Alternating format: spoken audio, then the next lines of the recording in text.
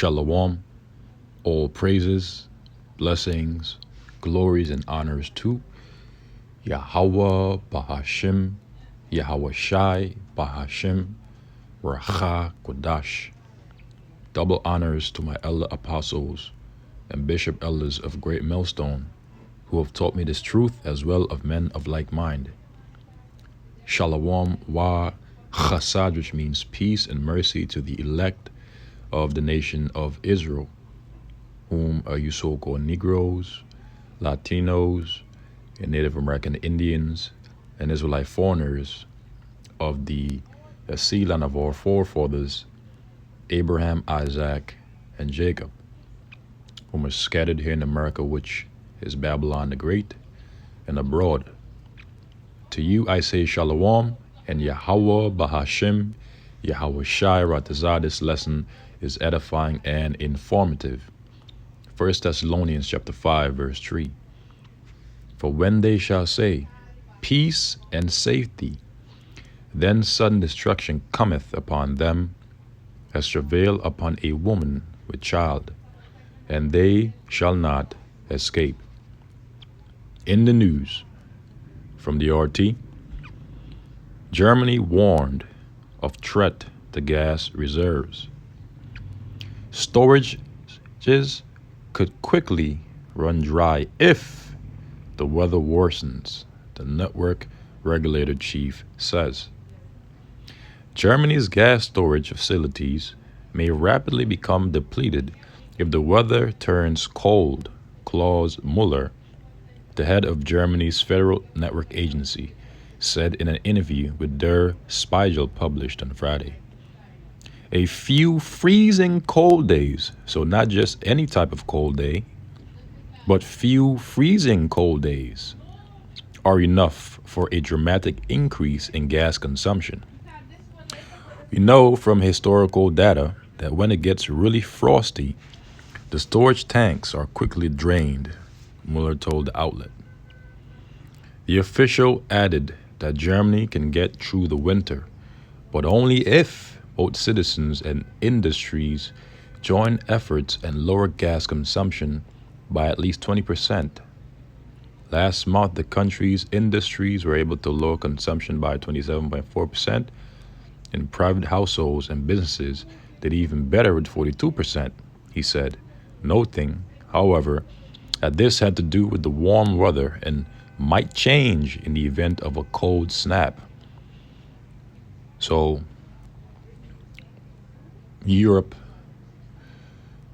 or should I say European countries that have their gas reserve filled and that have been boasting of and about their gas reserves and how they're going to allow them to get through the winter into the spring, are now faced with the possibility of getting those gas reserves depleted very quickly if they experience extreme cold conditions.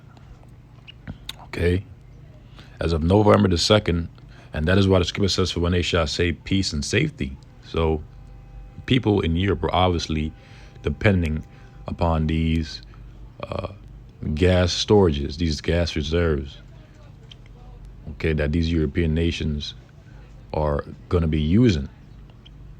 But that will quickly change once the weather, if the weather, which it more than likely will, becomes extremely cold to the point of freezing. It says, as of November the 2nd, Germany's gas storage facilities were 99.3% full, which, according to Mueller, is enough to keep the country going for up to 10 weeks as the only source of gas. Germany, along with other EU states, has been gradually reducing its reliance on Russian energy supplies, according to Foreign Minister Annalena Baerbock. And if EU states have been reducing their reliance on Russian energy supplies, who have they been increasing their reliance on energy supplies? Think about it. Recall the sabotaging of the Nord Stream pipelines. Who stands to benefit? Who, as it would say, Cui bono? Who stands to benefit? It says the share of Russian gas among the country's energy imports recently dropped to 6 to 8%, while in 2021, more than half of Germany's gas supply came from Russia. To make up for the loss, Berlin has focused on building liquefied natural gas (LNG) terminals. Why? The country will have 2 floating regasification plants for receiving seaborne LNG from who? Think about it. By the end of the year, and 2 more by May 2023, the authorities said. Who stands to benefit from selling their liquefied natural gas to Europe? Who, by the way, will be paying a much higher premium for, in contrast to the cheap Russian gas that they were originally getting. It says their total annual capacity is estimated at 33 billion cubic meters of natural gas. This concludes the article. So things are going to get really interesting in Europe in the coming months.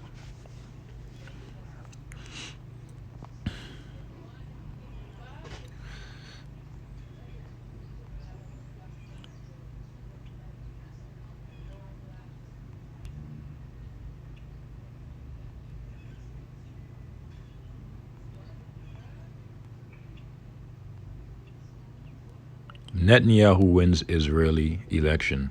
This is very interesting news because this guy, basically, he really hates Iran. So don't be surprised if and when, because it will happen eventually, according to biblical prophecy, Israel attacks Iran, drawing out America into the Middle East. Because remember, the scripture says the least of the flock is going to draw them out. The veteran politician has come back with a decisive Knesset majority. Benjamin Netanyahu will be the next prime minister of Israel, according to the vote count published on Thursday by the country's Central Election Commission. Current PM Yair Lapid has called his rival to concede the election and pledge an orderly transaction, Israeli media reported. Preliminary results 144 show Netanyahu's coalition with 64 out of the 120 seats in the Knesset, with Lapid's alternative mustering only 51. The Likud leader outperformed his pre-election polling, which showed him at only 60 seats. Officially ratified results will be published next week. The state of Israel is above any political consideration, Lapid said on Thursday. I wish Netanyahu luck for the sake of the people of Israel and the state of Israel. The administration has been instructed to prepare for an orderly transfer of power, he added. Netanyahu is Israel's longest-serving prime minister with over 15 years in power. His 12-year ruling streak ended in May 2021 when his former aide, Naftali Bennett, joined forces with Lapid to form a slim majority. Tuesday's elections were Israel's 5th in 4 years due to repeated Knesset deadlocks. And I'll just read one more paragraph. We are facing a political reality that should be frightening for everyone, she told Ynet. It is a reality in which we have a right wing, and not just the usual classic right that we know, but a right wing willing to use violence, wild incitement, and deep racism. And I'll conclude reading that there. The point is, this nigga is back in the power seat, and he has a history of doing a lot of things against Iran, i.e. recall the assassination of Soleimani. In other news from the Sputnik, we will never be America's milk cows, Rashi warns as Biden vows to free Iran in stump speech. So basically the U.S. is sending shots to Iran. Now let's read this article. Iran has been rocked by over a month and a half of protesters, which that's basically an attempted coup because they want to be justified in going into Iran to change the regime, to basically, get their own way. Recall PNAC, Project for New American Century. You can do your research in that. It's called PNAC, Project for New American Century. Okay, Iran is the last country on that list. Iran has been rocked, pardon me, by over a month and a half of protesters, with the death of a 22-year-old woman shortly after her detention, say detonation, by the morality police serving as the impetus for the unrest. Tehran has pointed to foreign involvement, the BRICS group of nations has accused the West of attempting to foment a color revolution. Iranian President Ibrahim Rashi responded to Biden's promise to free Iran, giving the U.S. leader a history lesson on when the Islamic Republic gained true freedom. I was informed a few hours ago that the President of the United States had uttered some words due to distraction. He said the U.S. was aiming to free Iran, Rashi said in a speech in Tehran on Friday, making the anniversary of the 1979 takeover of the U.S. Embassy, while the Islamic Republic celebrates as a national day, which the Islamic Republic celebrates as the National Day of the Fight Against Global Arrogance. Iran was freed 43 years ago and is determined not to be occupied by you as in the U.S., and we will never be your milk cows, Rashi said, referencing the Iranian Revolution, which overthrew the country's U.S.-backed dictator, the Shah. Biden made the provocative comments at an election stump speech in California on Thursday. Don't worry, we're going to free Iran. They're going to free themselves pretty soon. You'll see. So they're basically getting ready to do something soon, Biden said. The president did not elaborate, and it's not clear what prompted him to make the comments, given that the part of his speech immediately preceding the Free Iran comments was devoted to injuries suffered by U.S. troops in U.S. wars of aggression over the past 2 decades. We found out that a lot of our soldiers, more people, were coming back from Iraq, Afghanistan with serious brain injuries and tumors than any other war in American history, other than the Civil War. Maybe more amputees are coming back than in any wars in American history. And those burn pits, Biden said. In his response Friday, Rashi stressed that today is a symbol and manifestation of the arrogance of the ruling system of the United States, which, according to Imam Khomeini, is the great Satan and is ready to destroy many nations and people of the world in order to achieve his interests. And he ain't lying. The Iranian president highlighted the U.S.'s involvement in over 300 wars and 62 coups around the world, and the U.S. nuclear bombings of Hiroshima and Nagasaki, and accused Washington of founding and supporting terrorist groups across the Middle East. Iran has faced more than a month of deadly protests following the death of Mahsa Amini, a young woman who fell into a coma and died in hospital several days after being detained by Iran's morality police for allegedly wearing a headscarf improperly. And that was her basically rebelling against her tradition, so she was disciplined. While protests, organizers and Western officials and media blamed Iran's authorities for beating Amini into a coma, CCTV footage released by authorities appeared to show that she was not abused in custody and had collapsed after getting into an argument with a mender. Iranian authorities have accused the United States and Israel of fomenting unrest via networks inside Iran and online. The BRICS group of nations, Brazil, Russia, India, China, and South Africa, charged the West with attempting to provoke a color revolution in the Islamic Republic. In other words, a coup. Okay, but that's what they were basically trying to stage, so that they can be justified in going in there, infiltrating in there, and attempt to change the regime, put somebody that they want in there, because they have a history of doing so. The anti-government protest began a day after Iran moved to officially join the Shanghai Cooperation Organization. President Biden's comments hinted at regime change. See that? In Tehran, marked the latest escalation of tensions between Iran and the U.S. amid the stalemate in negotiations on the Joint Comprehensive Plan of Action. The 2015 Iran nuclear deal that Washington walked out on in 2018, but which the Biden administration has pledged to restore. Their words were smoother than butter, but war is in their heart, roughly paraphrasing scripture.